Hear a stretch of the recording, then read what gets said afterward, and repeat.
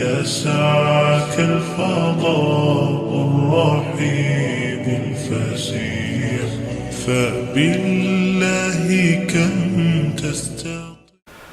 السلام علیکم، میرا نام عبدالرحیم ہے۔ میں احادیث کی مختلف کتابوں سے مختلف ٹاپکس پہ سیریز بنا رہا ہوں ویڈیوز کی۔ تو حضرت ابو یعلا موصلی کی مسند جو ہے احادیث کا مجموعہ ہے، اس سے کچھ حدیثیں ہیں۔ اعوذ باللہ من الشیطان الرجیم، بسم اللہ الرحمن الرحیم۔ حدیث نمبر 150، حضرت عمر رضی اللہ تعالیٰ عنہ حضور صلی اللہ علیہ وسلم سے روایت کرتے ہیں کہ حضور صلی اللہ علیہ وسلم نے فرمایا، بے شک میت کو عذاب ہوتا ہے اس کے اہل خانہ کے رونے کی وجہ سے۔ حدیث نمبر 151، حضرت عمر رضی اللہ تعالیٰ عنہ حضور صلی اللہ علیہ وسلم سے روایت کرتے ہیں کہ حضور صلی اللہ علیہ وسلم نے فرمایا، بے شک میت کو اس کی قبر میں عذاب ہوتا ہے اس کے اہل خانہ کے رونے کی وجہ سے۔ ایک اور حدیث ہے، حدیث نمبر 152، حضرت عمر رضی اللہ تعالیٰ عنہ حضور صلی اللہ علیہ وسلم سے روایت کرتے ہیں کہ حضور صلی اللہ علیہ وسلم نے فرمایا، بے شک میت کو اس کی قبر میں عذاب ہوتا ہے اس کے اہل خانہ کے رونے کی وجہ سے۔ ایک اور حدیث ہے، حدیث نمبر 154، حضرت عبداللہ بن عباس رضی اللہ تعالیٰ عنہ سے روایت کرتے ہیں کہ مجھے یہ حدیث کئی صحابہ نے حضور صلی اللہ علیہ وسلم کے حوالے سے بتائی، ان میں سے ایک عمر بن خطاب رضی اللہ تعالیٰ عنہ ہیں جو مجھے ان تمام سے محبوب ہیں۔ آپ رضی اللہ تعالیٰ عنہ فرماتے ہیں کہ حضور صلی اللہ علیہ وسلم نے فجر کے بعد نماز پڑھنے سے منع فرمایا یہاں تک کہ سورج طلوع ہو جائے، اور عصر کے بعد نماز پڑھنے سے منع فرمایا یہاں تک کہ سورج غروب ہو جائے۔ ایک اور حدیث ہے، حدیث نمبر 155، حضرت عمر بن خطاب رضی اللہ تعالیٰ عنہ سے روایت ہے، آپ صلی اللہ علیہ وسلم آپ رضی اللہ تعالیٰ عنہ فرماتے ہیں کہ میں حضور صلی اللہ علیہ وسلم کے پاس بیٹھا ہوا تھا۔ آپ صلی اللہ علیہ وسلم نے ارشاد فرمایا، مجھے بتاؤ ایمان والوں میں سے کس کا ایمان افضل ہے؟ صحابہ کرام نے عرض کی، یا رسول اللہ صلی اللہ علیہ وسلم فرشتوں کا ہوگا۔ آپ صلی اللہ علیہ وسلم نے فرمایا، وہ اسی طرح ہیں، ان پہ یہ حق ہے، ان کو کون سی شے رکاوٹ ہے؟ اللہ نے ان کو ایک مقام دیا ہے، ان کا اللہ کے ہاں ایک مقام ہے بلکہ ان کے علاوہ ہے۔ صحابہ کرام نے عرض کی، یا رسول اللہ صلی اللہ علیہ وسلم انبیاء ہوں گے؟ ان کو اللہ عز و جل نے عزت دی رسالت و نبوت دے کر۔ آپ صلی اللہ علیہ وسلم نے فرمایا، کس طرح ان کا ایمان افضل ہو سکتا ہے؟ ان پر حق ہے، ان کو کون سی چیز شے رکاوٹ ہے؟ اللہ عز و جل نے ان کو ایک مقام دیا ہے، ان کا اللہ کے ہاں ایک مقام ہے بلکہ ان کے علاوہ ہے۔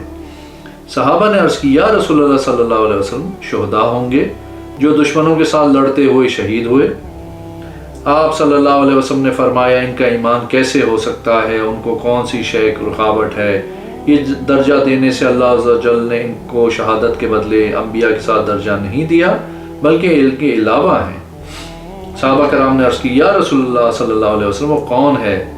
آپ صلی اللہ علیہ وسلم نے فرمایا، ایسے لوگ جو ابھی اپنے باپوں کی پشتوں میں ہیں، جو میرے بعد آئیں گے وہ مجھ پہ ایمان لائیں گے حالانکہ انہوں نے مجھے نہیں دیکھا، وہ لٹکی ہوئی چاندی پائیں گے تو وہ عمل کریں گے جو اس میں ہے، وہ ایمان والوں میں افضل ہوں گے۔ ایک اور حدیث ہے، حدیث نمبر 156، حضرت عمر رضی اللہ تعالیٰ عنہ فرماتے ہیں، رسول کریم صلی اللہ علیہ وسلم نے فرمایا، کیا میں تمہیں بتاؤں کہ تمہارے امام و حکمرانوں میں سے اچھے کون ہیں، برے کون؟ وہ تمہارے لیے اور تم ان کے لیے دعا کرتے ہو۔ تمہارے برے حکمران وہ ہیں جنہیں تم ناپسند کرتے ہو، اور وہ تمہیں ناپسند کرتے ہیں، تم ان پہ لعنت کرتے ہو اور وہ تم پہ لعنت کرتے ہیں۔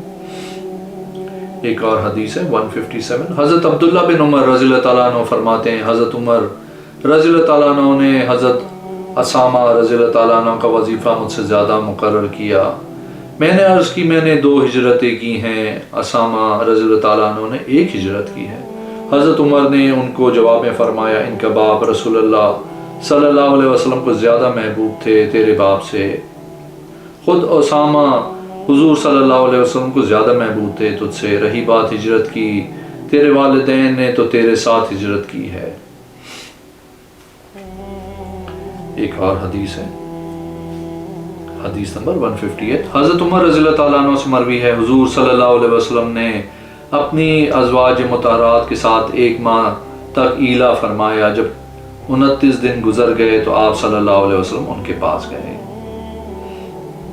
ایک اور حدیث ہے 159، حضرت عمر بن خطاب رضی اللہ تعالیٰ عنہ فرماتے ہیں کہ جب حضور صلی اللہ علیہ وسلم اپنی ازواج سے علیحدہ ہوئے تو میں مسجد میں داخل ہوا تو لوگ کنکریوں کو پلٹ رہے تھے اور کہہ رہے تھے رسول اللہ صلی اللہ علیہ وسلم نے اپنی ازواج کو طلاق دے دی ہے، یہ بات پردے کا حکم نازل ہونے سے پہلے کیا تھا۔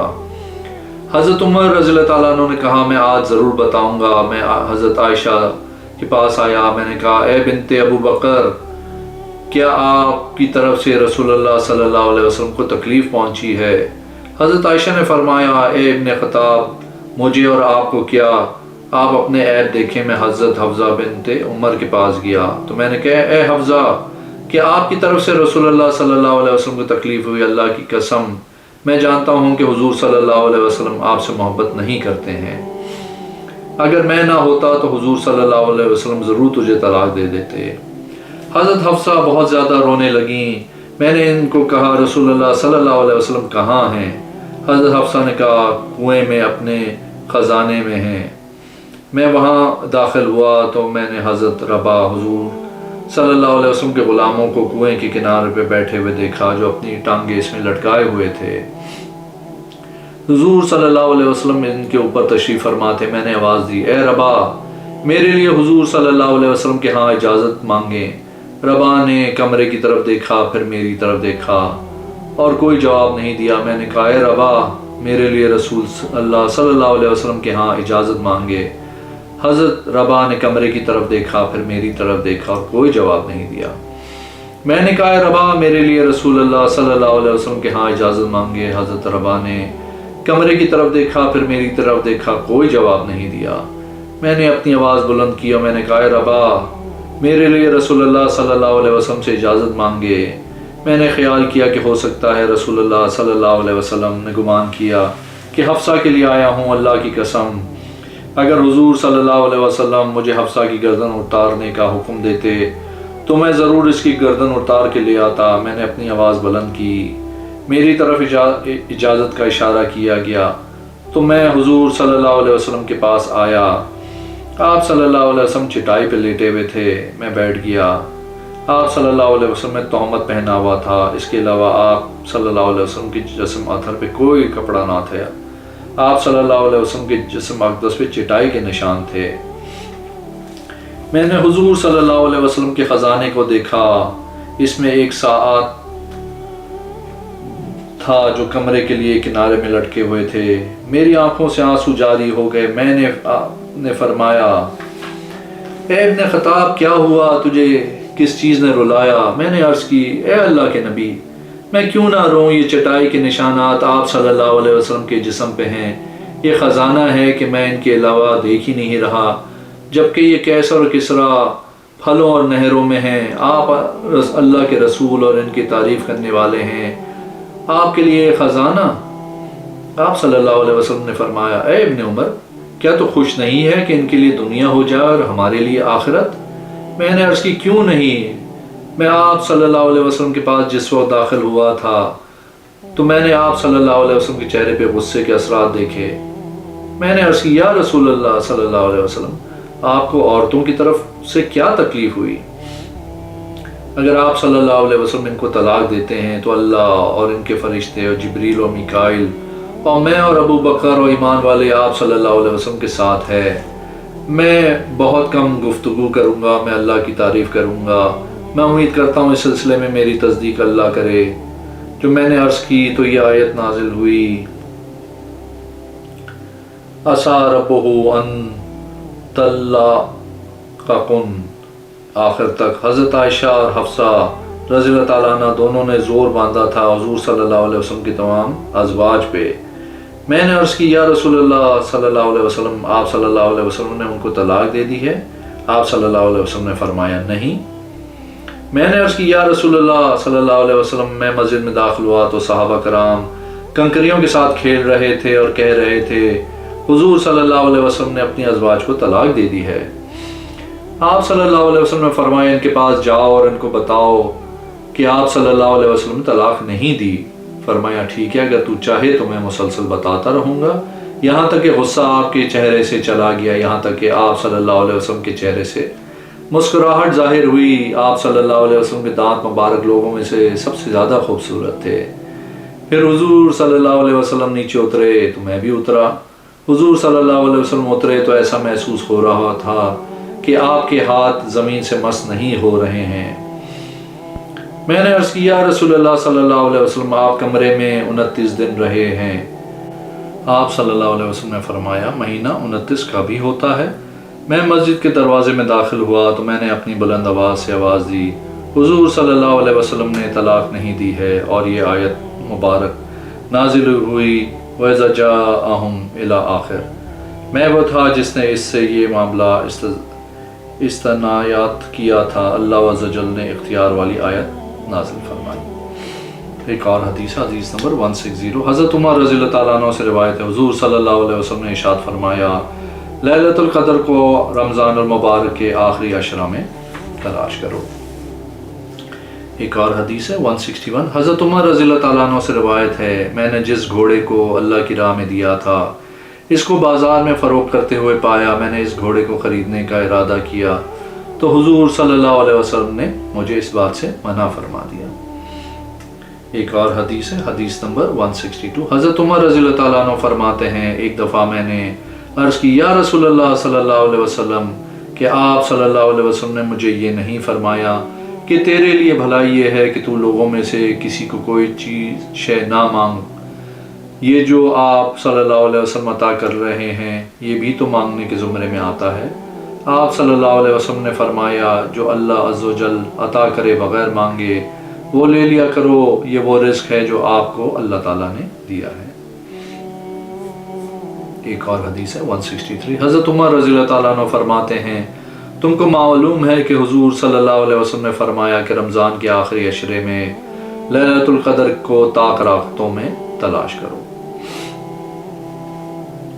ایک اور حدیث ہے، حدیث نمبر 164، حضرت عاصم بن کلیب رحمۃ اللہ علیہ اپنے باپ کے حوالے سے بیان کرتے ہیں کہ وہ آپ کے والد صاحب فرماتے ہیں، میں حضرت عمر رضی اللہ تعالیٰ عنہ سے ملاقات کی۔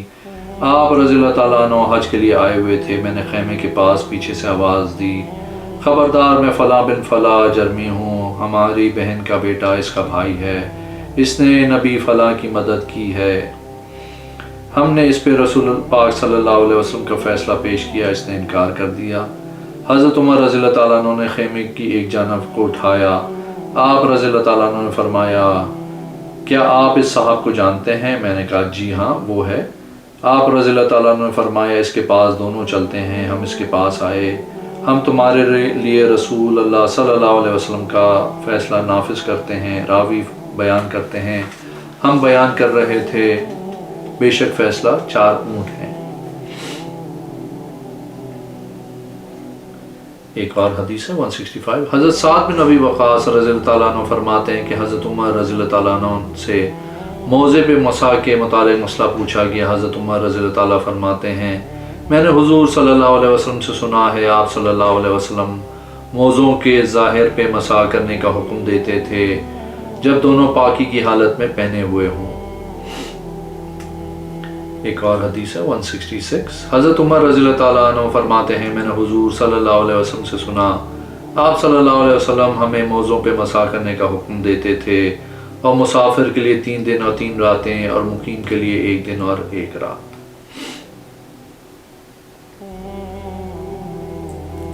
ایک اور حدیث ہے، حدیث نمبر 167، حضرت عبداللہ بن عمر فرماتے ہیں کہ حضرت عمر حضرت حفصہ رضی اللہ تعالیٰ عنہ کے پاس آئے، وہ رو رہی تھیں۔ آپ رضی اللہ تعالیٰ عنہ نے ان سے کہا، آپ کیوں رو رہی ہیں؟ شاید رسول پاک صلی اللہ علیہ وسلم آپ کو طلاق دے دی ہے، پھر آپ سے رجوع کر لیا ہے میری وجہ سے، اللہ کی قسم اگر آپ کو دوبارہ طلاق دی تو میں آپ سے ہمیشہ گفتگو نہیں کروں گا۔ ایک اور حدیث ہے، حضرت عمر فرماتے ہیں، حضور صلی اللہ علیہ وسلم نے حضرت حفصہ کو طلاق دی تھی، پھر آپ سے رجوع کر لیا تھا۔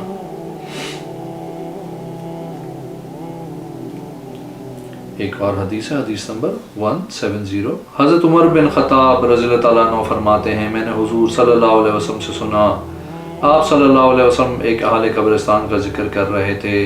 آپ صلی اللہ علیہ وسلم نے ان کے لیے دعا کی، بہت زیادہ دعا فرمائی. حضور صلی اللہ علیہ وسلم سے اس قبرستان کے متعلق پوچھا گیا. آپ صلی اللہ علیہ وسلم نے فرمایا وہ قبرستان والے عسقلان کے شہداء ہیں، ان کو جنت میں خوبصورت کر کے بھیج دیا گیا جس طرح دلہن کو خوبصورت اور سجا کے شوہر کی طرف بھیجا جاتا ہے.